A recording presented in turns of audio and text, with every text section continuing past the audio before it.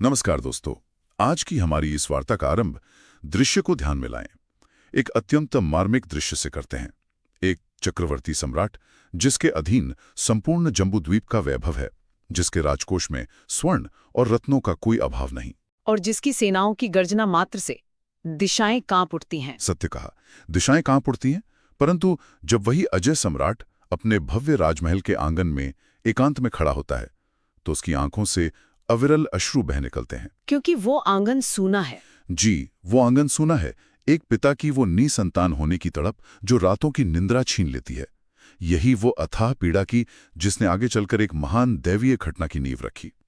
आज की हमारी इस कथा का नाम है बाल रामायण, प्रभु श्री राम की बचपन की कहानियां, और इसके रचयिता हैं स्वयं महर्षि वाल्मीकि। देखिए, इस गाथा का उद्देश्य केवल अतीत के किसी घटनाक्रम को जानना मात्र नहीं है। आज के हमारे इस संवाद का मूल लक्ष्य उस रहस्य को समझना है कि जब असीमित शक्ति और परम विनम्रता का मिलन होता है तो वह कैसा स्वरूप लेता है। अर्थात शक्ति और मर्यादा का समन्वय। निश्चित रूप से ये समझना अत्यंत आवश्यक है कि कैसे एक साधारण शिशु अपनी मर्यादाओं और आदर्शों के बल पर संपूर्ण मानव जाति के लिए चेतना का सर्वोच्च प्रतीक बन जाता है। महानता कोई आभूषण नहीं है जिसे पहना जा सके। उसे तो जीवन में उतारना पड़ता है, आचरण में लाना पड़ता है। सर्वथा सत्य। ये बहुत ही विचारणीय बिंदु है, क्योंकि जब भी हम महानता की बात करते हैं तो हमारे मस्तिष्क में प्रायः युद्ध, विजय या अस्त्र शस्त्र की छवियां उभरती हैं। परंतु यहां तो इस महाकाव्य की यात्रा एक पिता के आंसुओं से आरंभ हो रही है। महाराजा दशरथ की उस अथाह पीड़ा से लेकर उस महायज्ञ तक की यात्रा जिसने युगों का इतिहास ही बदल दिया। महर्षि श्रृंगी द्वारा संपन्न किए गए उस महान पुत्र कामेष्ठी यज्ञ का वो दृश्य वो अत्यंत सजीव और रोमांचक है। एकदम रोंगटे खड़े कर देने वाला। यज्ञ कुंड की संविधाएं धधक रही हैं। मंत्रों के तीव्र उच्चार से अयोध्या का संपूर्ण आकाश गूंज रहा है, और सहसा उसी प्रज्वलित अग्नि के मध्य से साक्षात अग्निदेव हाथों में दिव्य खीर का स्वर्ण पात्र लिए प्रकट होते हैं। मैं इस घटना के पीछे के दर्शन को समझना चाहता हूं। यह प्रकटीकरण वस्तुतः क्या दर्शाता है? अग्निदेव का वह प्रकटीकरण वह केवल एक चमत्कार नहीं था। तो फिर क्या था? यह प्रकृति और मनुष्य के बीच के उस अत्यंत गहरे संवाद का प्रतीक है जहां एक मनुष्य का निस्वार्थ समर्पण संपूर्ण ब्रह्मांड की ऊर्जा को आकर्षित करता है। विचार करें, महाराजा दशरथ ने अपने राजसी अहंकार को त्याग कर एक साधारण और असहाय पिता की भांति उस परम सत्ता के समक्ष प्रार्थना की थी। एक असहाय पिता की पुकार। जी, अग्निदेव का प्रकट होना उसी तपस्या, उसी क्रंदन का प्रतिफल था। और इसके उपरांत वह शुभ घड़ी आई जिसने युगों के अंधकार को चीरकर प्रकाश को जन्म दिया। चैत्र मास की नवमी तिथि। संपूर्ण अयोध्या नगरी में उत्सव का वो उल्लास, मानो स्वर्ग ही धरती पर उतर आया हो। और उसी आनंद के मध्य 4 राजकुमारों राम, भरत, लक्ष्मण और शत्रुघ्न का जन्म हुआ। एक अद्भुत क्षण। परंतु इन चारों भाइयों के जन्म के पश्चात जो दृश्य उभरता है वो मुझे और भी चकित करता है। जो सत्ता संपूर्ण ब्रह्मांड की रचयिता है, जिसके एक संकेत मात्र पर नक्षत्र अपनी दिशा बदल लेते हैं, वही परम सत्ता एक साधारण शिशु की भांति राजमहल के आंगन में धूल से सनी हुई शरारतें कर रही है। ये कितना बड़ा विरोधाभास है। ईश्वर का ऐसा मानवीय रूप धारण करना क्या केवल मनुष्य को वात्सल्य के सुख का अनुभव कराने के लिए था? वस्तुतः ये अद्भुत है। और ध्यान दें, इन भाइयों के मध्य का प्रेम भी तो साधारण नहीं था। कदापि नहीं। वह प्रेम सर्वथा निस्वार्थ और असाधारण था। लक्ष्मण सदैव श्री राम की छाया बनकर उनके पीछे चलते थे, और शत्रुघ्न का हृदय वह सदैव भरत के साथ स्पंदित होता था। श्री राम का स्वभाव तो बचपन से ही अत्यंत शांत और सभी का मन मोह लेने वाला था। ईश्वर का ससीम अर्थात सीमाओं में बंध जाना। जी, यह मनुष्य को यह सिखाता है कि सर्वोच्च सत्ता भी अंततः प्रेम के अधीन है। परंतु ये वात्सल्य और राजमहल का सुख ये अधिक समय तक उनके जीवन का केंद्र नहीं रहा। और यहीं पर मुझे एक बात सर्वथा अनुचित और अटपटी लगती है। कैसी बात? देखिए, महाराजा दशरथ एक चक्रवर्ती सम्राट थे। उनके पास असीमित संसाधन थे। यदि वे चाहते तो अयोध्या के उस भव्य महल में ही संसार के सबसे श्रेष्ठ आचार्यों और गुरुओं को आमंत्रित कर सकते थे। मखमली शैयाओं और सुख सुविधाओं के बीच भी तो विद्या ग्रहण की जा सकती थी। यह प्रश्न स्वाभाविक है। एक पिता जिसने इतनी घोर तपस्या के पश्चात पुत्र प्राप्त किए हों, वह अपने सुकोमल बालकों को वन में गुरु वशिष्ठ के आश्रम में एक साधारण शिष्य की भांति कठोर जीवन जीने के लिए क्यों भेजेगा? राजसी वस्त्र त्याग कर वल्कल वस्त्र धारण करना, कठोर भूमि पर शयन करना, ये सब क्यों? मैं समझती हूँ, परंतु यहीं पर प्राचीन भारतीय शिक्षा पद्धति और नेतृत्व के निर्माण का सबसे गहरा दर्शन छिपा है। महानता कभी जन्म से या सुविधाओं से प्राप्त नहीं होती। उससे तपाना पड़ता है। सत्य कहा। महानता का जन्म अनुशासन की भट्टी और तपस्या की अग्नि में तपकर ही होता है। एक भावी शासक के लिए, जिसके हाथों में लाखों प्रजाजनों का जीवन होने वाला है, अपनी शक्ति से पहले विनम्रता को धारण करना सबसे आवश्यक है। गुरु का आश्रम एक ऐसा स्थान था जहां एक सम्राट का पुत्र और एक साधारण बालक दोनों समान रूप से शिक्षा ग्रहण करते थे। अर्थात वहां राजपुत्र होने का कोई भी विशेषाधिकार नहीं था। सर्वथा नहीं, तनिक भी नहीं। गुरु वशिष्ठ के आश्रम में उन्हें यह सिखाया गया कि राजा होने का अर्थ शासन करना नहीं, अपितु सेवा करना है। जब राम स्वयं वनों से लकड़ी चुनकर लाएंगे, अपने हाथों से आश्रम की स्वच्छता करेंगे, तब जाकर उनके भीतर का वो मैं अर्थात अहंकार, वो जड़ से समाप्त होगा। जो व्यक्ति स्वयं कष्ट नहीं सहता, वो अपनी प्रजा की व्यथा कैसे समझेगा? यही तो सूत्र है। आश्रम का वो कठोर जीवन एक प्रकार से उस स्वर्ण को तपाने की प्रक्रिया थी, जिसे आगे चलकर मर्यादा पुरुषोत्तम बनना था। ये स्पष्टीकरण वास्तव में मेरी आंखें खोलने वाला है। अर्थात वो कठोर अनुशासन केवल विद्या ग्रहण करने के लिए नहीं था, अपितु चरित्र निर्माण के लिए था। परंतु कठोर अनुशासन के उस जीवन के पश्चात जब वे शिक्षा पूर्ण करके पुनः अयोध्या लौटते हैं, तो ऐसा प्रतीत होता है कि अब सब कुछ शांत और सुखमय होगा। एक उल्लास का वातावरण। जी, राजमहल में आनंद का वातावरण है, परंतु वो शांति अत्यंत अल्पकालिक सिद्ध होती है। सहसा एक दिन राजद्वार पर तेज से परिपूर्ण महर्षि विश्वामित्र का आगमन होता है और वे महाराजा दशरथ के समक्ष एक ऐसी मांग रख देते हैं जो दशरथ के प्राण ही सोख लेती है। महर्षि विश्वामित्र का वो आगमन, वो इस गाथा का एक अत्यंत महत्वपूर्ण मोड़ है। विश्वामित्र कोई साधारण ऋषि नहीं थे, वे परम ज्ञानी और असीमित शक्तियों के स्वामी थे। परंतु जब वे दशरथ के पास आते हैं तो वे उनसे सेना या धन नहीं मांगते, वे सीधे श्री राम की मांग करते हैं।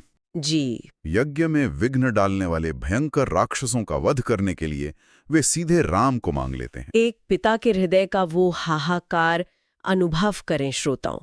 दशरथ के शब्द थे कि राम तो अभी मात्र 16 वर्ष के सुकोमल बालक हैं, वे युद्ध कला में पारंगत, खूंखार और मायावी राक्षसों का सामना कैसे करेंगे? मेरी दृष्टि में महाराजा दशरथ का वो भय और उनका वो विलाप सर्वथा अनुचित नहीं था। एक पिता के रूप में वो स्वाभाविक था। कोई भी पिता अपने प्राणों से प्रिय बालक को मृत्यु के मुख में नहीं ढकेलना चाहेगा। और मेरा एक प्रश्न और है, विश्वामित्र स्वयं इतने शक्तिशाली थे, वे उन राक्षसों का वध स्वयं क्यों नहीं कर सकते थे? यह एक अत्यंत गूढ़ प्रश्न है। देखिए, विश्वामित्र उस समय तपस्या कर रहे थे और तपस्या का प्रथम नियम है क्रोध और हिंसा का पूर्ण त्याग। हो यदि वे स्वयं शस्त्र उठाते तो उनकी तपस्या भंग हो जाती, निश्चित रूप से। और दूसरी बात, वे ये भली भांति जानते थे कि राम कोई साधारण बालक नहीं है। वे राम की वास्तविक क्षमता को संसार के समक्ष लाना चाहते थे। परंतु दशरथ के लिए ये मोह और कर्तव्य के बीच का संसार का सबसे बड़ा द्वंद्व बन गया। धर्म और मोह का संघर्ष। जी, वे एक चक्रवर्ती सम्राट होने के नाते ब्राह्मण और धर्म की रक्षा के वचन से बंधे थे और एक पिता होने के नाते पुत्र मोह में जकड़े थे। इस भीषण और हृदय विदारक द्वंद्व से दशरथ को बाहर किसने निकाला? यहीं पर गुरु वशिष्ठ की वो निर्णायक और महान भूमिका सामने आती है। वशिष्ठ दशरथ को समझाते हैं कि ये समय मोह का नहीं, अपितु धर्म का है।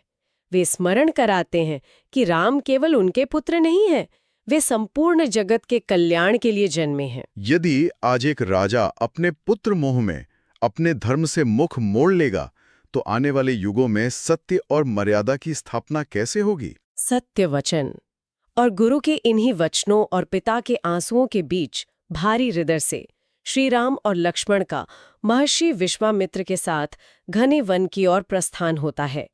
ये एक पिता के त्याग की पराकाष्ठा थी।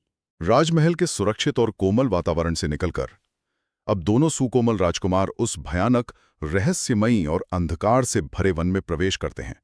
उस वन का वातावरण इतना खूंखार था कि वहां सूर्य की किरणें भी प्रवेश करने से भयभीत होती थीं। और वहां ताड़का जैसी क्रूर और विशाल राक्षसी का आतंक व्याप्त था, जिसके चलने मात्र से धरती कांपती थी। महर्षि विश्वामित्र श्री राम को आज्ञा देते हैं कि इस महाबुराई का अंत करो। उस रोमांचक दृश्य पर दृष्टि डालें दोस्तों।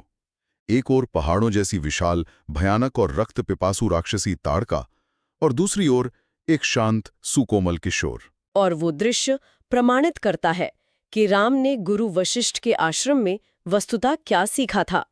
राम के भीतर कोई भय नहीं था, कोई घबराहट नहीं थी। पूर्ण संयम। जी, उनकी धनुष से छूटे हुए तीरों की वो दिव्य चमक पूरे वन को एक क्षण में प्रकाशित कर देती है। एक ही प्रहार में ताड़का का अंत हो जाता है। यह केवल एक राक्षसी का वध नहीं था, यह उस अराजकता और भय का अंत था जिसने वर्षों से उस क्षेत्र को जकड़ रखा था। और इसके पश्चात सुबाहु और मारीच जैसे मायावी राक्षस जब महर्षि के यज्ञ में विघ्न डालने आते हैं तो श्रीराम उन्हें भी परास्त कर देते हैं। यही तो उनका सामर्थ्य था। मैंने शास्त्रों में पढ़ा है कि ताड़का वध के पश्चात महर्षि विश्वामित्र ने श्रीराम को कुछ विशेष दिव्यास्त्र प्रदान किए थे। ये दिव्यास्त्र वस्तुतः क्या होते हैं? क्या ये केवल कुछ विशेष प्रकार के घातक अस्त्र हैं या इनका कोई और भी गहरा आध्यात्मिक अर्थ है? यह अत्यंत रोचक विषय है। विश्वामित्र ने वे अस्त्र राम को अयोध्या में या वन में प्रवेश करते ही नहीं दिए। उन्होंने प्रतीक्षा की। उन्होंने प्रतीक्षा की। जब राम ने ताड़का का वध किया तब विश्वामित्र ने देखा कि इस युवा के भीतर असीमित बल तो है, परंतु तनिक भी अहंकार नहीं है।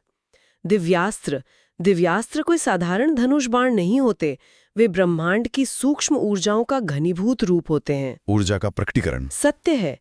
ये अस्त्र विद्या केवल उसी योद्धा को प्राप्त हो सकती है जो असीमित शक्ति के साथ पूर्ण संयम रखना जानता हो। इसका तात्पर्य यह है कि शक्ति का वास्तविक अधिकारी वही है जो स्वयं पर विजय प्राप्त कर चुका हो। पूर्णतः सत्य। विश्वामित्र जानते थे कि राम के भीतर वो असीम करुणा और संयम है।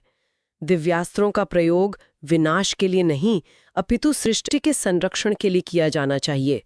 राम ने सिद्ध कर दिया था कि वे उस परम शक्ति को धारण करने के सर्वथा योग्य हैं। शक्ति और संयम की ये बात मुझे एक अन्य घटना की ओर ले जाती है। मार्ग में चलते हुए महर्षि विश्वामित्र के साथ दोनों भाई एक वीरान और निर्जन आश्रम में पहुंचते हैं। अहिल्या का आश्रम? जी। वहां श्रीराम एक जड़ पाषाण अर्थात एक पत्थर की शिला को देखते हैं। महर्षि उन्हें अहिल्या की करुण कथा सुनाते हैं, जो एक अत्यंत कठोर श्राप के कारण युगों से पत्थर बन चुकी थी और अपनी मुक्ति की प्रतीक्षा कर रही थी। इसके पश्चात जो हुआ वह हृदय को गहराई तक स्पर्श करता है। श्रीराम का वह स्पर्श। श्रीराम उस पत्थर को अपने चरणों की धूल से स्पर्श करते हैं और वह जड़ पाषाण पुनः एक जीवित, चेतनामयी स्त्री के रूप में परिवर्तित हो जाता है। यह संपूर्ण रामायण की सबसे मार्मिक घटनाओं में से एक है। मुझे यहाँ एक अत्यंत भावुक तुलना दृष्टिगोचर होती है। आप ध्यान दें, श्रीराम के उन्हीं हाथों ने ताड़का जैसी विशाल महाबुराई का विनाश किया, जिसने चारों ओर मृत्यु का तांडव मचा रखा था। और उन्हीं चरणों की धूल ने एक जड़ पाषाण बन चुकी अहिल्या को पुनः जीवन दान दिया। एक ही व्यक्तित्व में विनाश और उद्धार का ऐसा अचूक संतुलन। यही तो ईश्वरत्व का प्रत्यक्ष प्रमाण है। एक हाथ में संभार का अस्त्र जो धर्म की रक्षा के लिए उठता है, और दूसरे हाथ में अनंत करुणा जो गिरे हुए को ऊपर उठाने के लिए है। समाज द्वारा तिरस्कृत और जड़ बन चुकी अहिल्या को राम केवल जीवन नहीं देते, वे उसे सम्मान देते हैं। यह करुणा ही उन्हें मर्यादा पुरुषोत्तम बनाती है। अहिल्या का उद्धार करने के पश्चात घने वनों की उस कठोर तपस्या से निकलकर महर्षि विश्वामित्र दोनों भाइयों को लेकर एक नई दिशा की ओर प्रस्थान करते हैं। वे राजा जनक की नगरी मिथिला में प्रवेश करते हैं। मिथिला, जहां एक अत्यंत विराट और तनावपूर्ण घटना उनका रूप लेने की प्रतीक्षा कर रही थी। सीता स्वयंवर का वो दृश्य, सभा भवन की भव्यता की कोई सीमा नहीं है। देश देशांतर के बड़े बड़े राजा, महाराजा और महाबली योद्धा उपस्थित हैं। उनके शरीरों पर बहुमूल्य आभूषण और चेहरों पर झूठा दर्प है। और मध्य में भगवान शिव का वो विशाल, दिव्य और अत्यंत भारी धनुष रखा है। एक एक करके अहंकार से भरे योद्धा आते हैं। वे अपनी भुजाओं का संपूर्ण बल लगाते हैं, पसीने से भीग जाते हैं, परंतु उस शिवधनुष को हिला तक नहीं पाते। लज्जित होकर, सिर झुकाकर सभी हार मान रहे हैं। संपूर्ण सभा में एक गहरा तनाव, जी, निराशा छा जाती है। राजा जनक अत्यंत व्यथित और निराश उठते हैं। उनका वो विलाप कि क्या ये धरती वीरों से विहीन हो गई है, सभा के वातावरण को और भी भारी कर देता है। ये दृश्य एक महान मनोवैज्ञानिक पाठ है। वहां उपस्थित राजा केवल शारीरिक बल का प्रयोग कर रहे थे। वे धनुष को जीतने आए थे, अहंकार से भरे हुए थे। परंतु शिव का वो धनुष कोई साधारण काष्ठ या लौह का टुकड़ा नहीं था। वो तो शिव के तेज का प्रतीक था। निश्चित रूप से वो स्वयं भगवान शिव के तेज और आध्यात्मिक भार का प्रतीक था। उसे अहंकार से उठाया ही नहीं जा सकता था। और उस हाहाकार के बीच कथा अपने चरम बिंदु पर पहुंचती है। संपूर्ण सभा में कोलाहल है, जनक विलाप कर रहे हैं, परंतु श्रीराम अपने स्थान पर अडिग, मौन और शांत बैठे हैं। वे तब तक अपने स्थान से 1 इंच भी नहीं हिले जब तक उनके गुरु विश्वामित्र ने उन्हें आज्ञा नहीं दी। विचार करें, यही उनके चरित्र की महानता है। जिस युवा के भीतर इतना असीमित बल है कि वो चाहे तो एक क्षण में उस धनुष को तिनके की भांति उठा सकता है, वो शांत बैठा है। वो युवा उस सभा में अपनी शक्ति का प्रदर्शन करने नहीं उठा, बल्कि अपने गुरु की आज्ञा का पालन करने उठा। यह अनुशासन और मर्यादा का सबसे उत्कृष्ट उदाहरण है। असीमित बल होने के बाद भी स्वयं पर पूर्ण नियंत्रण रखना, अपनी इच्छाओं को गुरु की आज्ञा के अधीन कर देना ही वास्तविक शक्ति है। राम ने उस शिव धनुष को एक चुनौती की भांति कदापि नहीं देखा। जी हाँ, जब गुरु का संकेत मिलता है, श्री राम अत्यंत सहजता से उठते हैं। उनके मुख पर कोई दर्प या अहंकार नहीं है। वे जाकर उस विशाल शिव धनुष की प्रदक्षिणा करते हैं, उसे प्रणाम करते हैं और फिर बिना किसी प्रयास के एक ही झटके में उस धनुष को उठा लेते हैं। संपूर्ण सभा स्तब्ध रह जाती है। जैसे ही वे उस पर प्रत्यंचा चढ़ाने के लिए उसे खींचते हैं, एक भयंकर गर्जना के साथ वो शिव धनुष मध्य से टूट जाता है। उस गर्जना से मानो तीनों लोक कांप उठते हैं। दिशाएं उस ध्वनि से गूंज उठती हैं। अद्भुत! जो कार्य सैकड़ों अहंकारी योद्धा अपनी संपूर्ण शक्ति लगाकर भी नहीं कर सके, वह कार्य विनम्रता और गुरु भक्ति से पूर्ण एक युवा ने अत्यंत सहजता से कर दिखाया। यह प्रमाणित करता है कि जब शक्ति के साथ विनम्रता और धर्म जुड़ जाते हैं तो कोई भी लक्ष्य असंभव नहीं रह जाता। और इसके पश्चात का जो दृश्य है, वह उल्लास की चरम सीमा है। उस टूटे हुए धनुष की ध्वनि ने केवल एक विवाह का मार्ग प्रशस्त नहीं किया, अपितु आने वाले महाकाव्य की नींव रख दी। सत्यवचन। चारों भाइयों का मिथिला की राजकुमारियों के साथ विवाह संपन्न होता है। श्री राम का माता सीता के साथ, लक्ष्मण का उर्मिला के साथ, भरत का मांडवी के साथ और शत्रुघ्न का श्रुतकीर्ति के साथ। वह आनंदोत्सव, वह पुष्प वर्षा और फिर अयोध्या वापसी का वह मंगलकारी दृश्य। वर्षों पूर्व जो आंगन सूना था, आज वह 4 पुत्रों और 4 वधुओं के हास्य और उल्लास से भर गया था। इस संपूर्ण गाथा का यदि हम अंतिम सार निकालें तो श्री राम का बचपन हमें यह सिद्ध करता है कि केवल बाहुबल से कोई महान नहीं होता। संसार में अनेक बलिष्ठ योद्धा और सम्राट हुए हैं, परंतु वे इतिहास के पन्नों में कहीं खो गए। महानता का वास्तविक जन्म वहां होता है जहां अपार शक्ति के साथ चरम विनम्रता निवास करती है। शक्ति और विनम्रता का मिलन। जी, जहां सामर्थ्य होने के उपरांत भी बड़ों की आज्ञा का पालन सर्वोपरि रखा जाए। अपने झूठे अहंकार को त्याग कर धर्म और मर्यादा के मार्ग पर चलना ही मानव जीवन का सबसे बड़ा धर्म है। श्रोताओं, आपके समक्ष आज की इस गाथा को विराम देने से पूर्व मैं एक गहरा विचार छोड़कर जाना चाहता हूं। इस पूरी कथा पर पुनः विचार करें। यदि संपूर्ण ब्रह्मांड की सत्ता धारण करने वाला वह बालक, जिसे हम साक्षात ईश्वर मानते हैं, अपने गुरुओं और माता पिता के समक्ष नतमस्तक हो सकता है, यदि वो सर्वशक्तिमान होकर भी वन में नंगे पैर चल सकता है, तो हम साधारण मनुष्य अपने भीतर के झूठे अहंकार को क्यों नहीं त्याग सकते? ये एक अत्यंत महत्वपूर्ण प्रश्न है। क्या हम अपनी छोटी छोटी भौतिक उपलब्धियों पर इतना गर्व कर बैठते हैं कि अपनी मानवीय मर्यादाएं ही भूल जाते हैं? ये एक ऐसा प्रश्न है जिसका उत्तर हम सभी को अपने भीतर खोजना होगा। निश्चित रूप से खोजना होगा। दोस्तों, यदि श्री राम के बचपन की इस मार्मिक गाथा ने आपके हृदय को गहराई से छुआ हो, तो इस वीडियो को लाइक करें, इसे अपने मित्रों और परिजनों के साथ शेयर करें, अपनी भावनाओं को कमेंट में जय श्री राम लिखकर व्यक्त करें और हमारे चैनल को सब्सक्राइब अवश्य करें। अगली वार्ता में हम पुनः एक नए और गहरे विषय के साथ उपस्थित होंगे। तब तक के लिए नमस्कार।